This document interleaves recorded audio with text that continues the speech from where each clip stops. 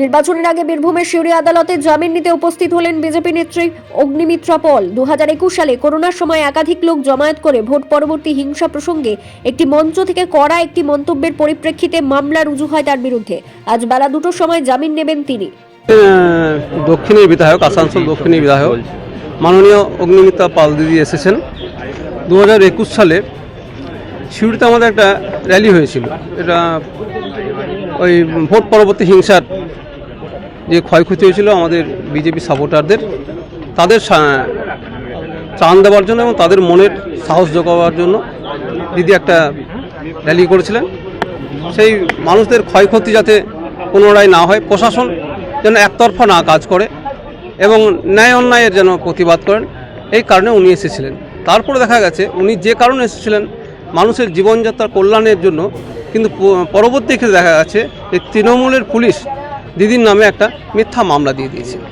সেই মামলার আজকে মামলাটা হচ্ছে যে কোভিডের সময় এসেছিলেন এবং পোস্ট ভায়োলেন্সের যে প্রতিবাদ, সে প্রতিবাদ করার জন্য তার বিরুদ্ধে মামলা দেওয়া হয়েছে, যেটা বেলবেল সেকশন। হ্যাঁ, লোক জমায়েত হয়েছিল আমাদের, এবং সেই লোক জমায়েতের জন্য যিনি দিদি ছিলেন আমাদের প্রাণকেন্দ্রের নয়নমণি, তার জন্য ওনাকে দমানোর জন্য এই মামলাটা করা হয়েছে। মামলা হয়েছে 500 আইপিএস ধারায়, আইপিসি ধারায় 500, 501, 502, 505, 506, 509। এটাতে আছে ওনাদের মধ্যে গুড বিহেভিয়ার্স বন্ড হয়, কিন্তু এখানে যেহেতু 509 বা 506গুলো আছে, 506, সেই জন্য ম্যাজিস্ট্রেট ট্রাইব্যুনালে এটা মামলাটা হয়েছে। বেলেবেল সেকশন, প্রেস বেলের জন্য উনি এসেছেন। প্রেস বিলের জন্য এসেছেন।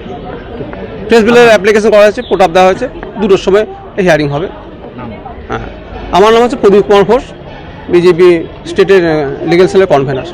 5/2021 আমাকে একটি কেস দিয়েছে মমতা ব্যানার্জির পুলিশ, এবং মাঝখানে এসেও ছিলাম 1-1.5 বছর আগে, হাজিরাও দিয়েছিলাম। আবার ইলেকশনের আগে এখন বোধহয় বেল নিতে হবে, ফ্রেশ বেল নিতে হবে, সেই কারণে আজকে এখানে আসা। 5/5/2021, যতদূর আমার মনে হচ্ছে সেই সময় আমি রাজ্যের মহিলা মোর্চার সভানেত্রী, এবং যে পোস্ট পোল ভায়োলেন্স হয়েছিল সেই নিয়ে আমরা এসেছিলাম। আমাদের কার্যকর্তাদের মারধর করা হয়েছিল, প্রচণ্ড অত্যাচার হয়েছিল এই বীরভূম ডিস্ট্রিক্টে, এবং কোভিডের সময় ছিল, সেই হিসেবে তারা কেস দিয়েছে। মানে একদিক থেকে অত্যাচারটাও করবেন, আবার একদিক থেকে মানুষের পাশে দাঁড়ালে, কার্যকর্তার পাশে দাঁড়ালে কেসও খেতে হবে। এটাই তো হয়ে এসেছে 15 বছর ধরে। তবে আর হবে না। 2026-এর মে মাসে বিজেপি সরকার গঠন হচ্ছে এবং বাংলার মানুষ পরিবর্তন চাইছে, পরিবর্তন হচ্ছে। কোভিডের সময় লোক জমায়েত হয়েছিল বেশি, যতদূর আমার প্রদীপবাবু উকিল রয়েছেন, আমার অ্যাডভোকেট, উনি বলছেন যে ওই কেসই বোধহয় দেওয়া হয়েছে। কোভিডের সময় যেহেতু জমায়েত করা হয়েছিল, কিন্তু জমায়েত তো করে উপায় নেই, কারণ আমার কার্যকর্তাকে তার বাবার সামনে ধর্ষণ করা হয়েছিল, আমার কার্যকর্তার বাড়ি ভাঙচুর হয়েছিল, আমার কার্যকর্তাকে মারধর করা হয়েছিল, এবং মহিলা কার্যকর্তা, আমার এখনো মনে আছে, আমার চোখে জল চলে এসেছিল যখন সে ঘটনাটা বলছিল।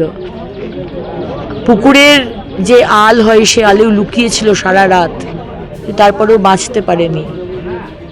সংখ্যালঘু সম্প্রদায়ের টিএমসির ক্যাডার লোক এসে, তার গ্রুপ এসে, মব এসে তার বাবার সামনে তাকে ধর্ষণ করেছিল। এরকম বিভিন্ন ঘটনা হয়েছিল। আমরা কার্যকর্তার পাশে সবসময়তেই আছি, এবং তাতে যদি কেস খেতে হয়, খাবো, কি করা যাবে। আগামী ভোট তো অবাধ হবে, অবাধ ভোট, এবং মানুষ ভোট দেবে, নির্ভয়ে দেবে। বাংলার মানুষকে বলবো, আপনার যাকে মন চায় তাকে ভোট দেবেন, কোনো বাধ্যবাধকতা নেই। আর তৃণমূলের পাড়ার ক্যাডার বা আপনার বিধানসভার আপনার বিধায়ক, সাংসদ আপনাকে ডাইরেক্ট বা ইনডাইরেক্ট হুমকি দিক, আপনি ভয় পাবেন না। কারণ এবারে যে সেন্ট্রাল ফোর্স আসছে, আর যেভাবে ইলেকশন কমিশন যে স্ট্রিক্টনেস দিয়ে ইলেকশন করাবে, মমতা ব্যানার্জির সরকার অন্তত তার এই টার্মে 15 বছরে এরকম ইলেকশন দেখেনি, হয়তো 2011-তে দেখেছিল। 2011 আবার রিপিট হতে চলেছে 2026-এ। অবাধে ভোট দেবেন। বলছি পোস্ট পোল তো ভায়োলেন্স তো হয়েছিল, এবারে আপনারা কতটা প্রস্তুত? এবারে পোস্টপোল ভায়োলেন্স হবে না, কারণ বিজেপি সরকার হবে। তো আমাদের নেতৃত্ব আমাদের শেখায়নি যে সরকার হবার পরেই সমস্ত বিরোধী পক্ষকে মারধর করা, মহিলাদের ধর্ষণ করা, পার্টি অফিস সঙ্গে সঙ্গে আগুন জ্বালিয়ে বা দখল করে নেওয়া, এই শিক্ষা আমরা পাইনি। তাই যারা বিরোধী আছে আপনাদের ভয়ে পাওয়ার কোনো কারণ নেই। বিজেপি সরকার হচ্ছে, কিন্তু বিরোধীদের যে স্পেস একটি সরকারের পক্ষ থেকে দেওয়া দরকার, আমরা কিন্তু সবসময়তেই সেই স্পেস দেব।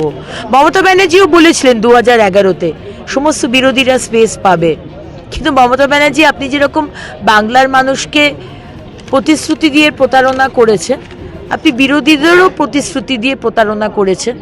স্পেস তো দেনই, এই আমার মতো ব্যক্তিদের কেস দিয়ে, আমার তো নামে আর্মস কেসও আছে, আপনি আমাদের মুখ বন্ধ করার চেষ্টা করেছেন।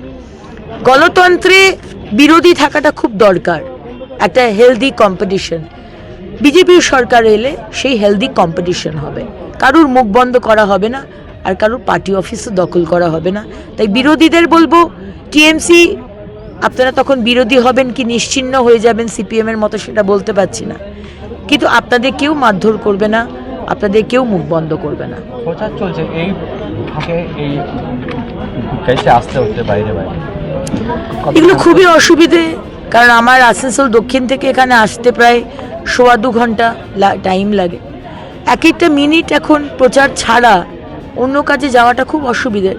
কিন্তু মুখ্যমন্ত্রী হয়তো এটাই চান যে বিজেপি এমএলএরা যারা দাঁড়িয়েছেন, এমএলএ বলবো না, যারা প্রার্থী, তারা এই কেস কাচারির এতেই ব্যস্ত হয়ে যাক, প্রচারের সময় না পাক।